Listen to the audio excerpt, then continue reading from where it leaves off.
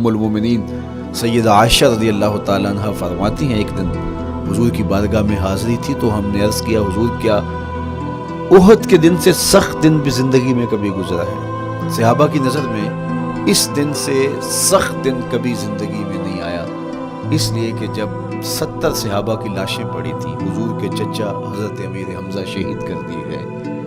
اور نہ صرف انہیں شہید کیا گیا، ان کا مسئلہ کیا گیا، اعضائے بدنیاں کاٹ دیے گئے، ناک کاٹ لی گئی،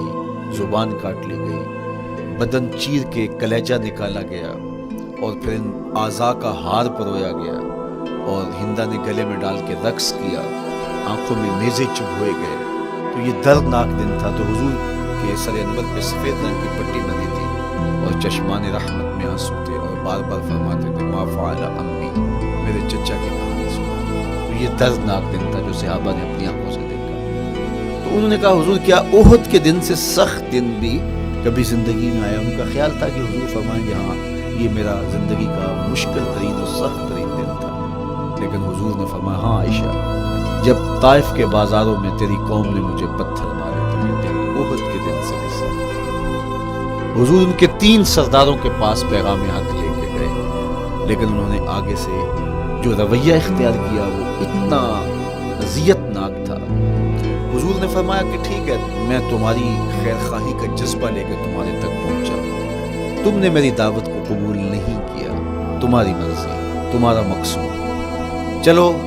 اب یہ بات میرے اور تمہارے درمیان رہنی چاہیے، اس بات کو راز رہنا چاہیے، اہل مکہ تک یہ بات نہ پہنچے۔ انہوں نے کہا ہم کیوں راز رکھیں، بلکہ اوباشوں کے ہاتھ میں پتھر دے دیے، اور حضور جب واپس ہونے لگے تو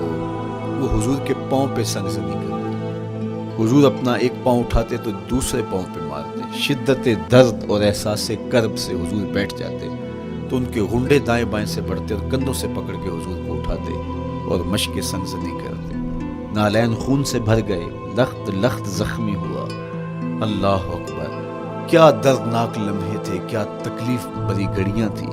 تو کہا کہ جب طائف کے بازاروں میں تیری قوم نے مجھے پتھر مارے تو یہ دن احد کے دن سے بھی سخت تھا۔ اچھا، جب حضور پر اس طرح آلام و مصائب ٹوٹ پڑے تو حضور کے ساتھ جو صحابہ تھے انہوں نے کہا حضور ان کے لیے بد دعا کر دیجئے، تو میرے حضور بولے میں رحمت بن کے آیا، میں رحمت بن کے آیا۔ اللہ اکبر، ان کا تقاضا پہم بڑا تو حضور کے ہاتھ اٹھ گئے،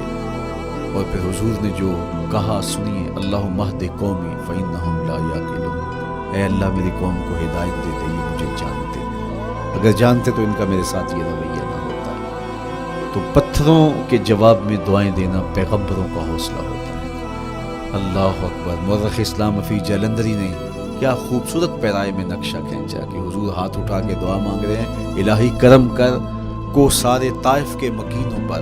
الہی پھول برسا ان پتھروں والی زمینوں۔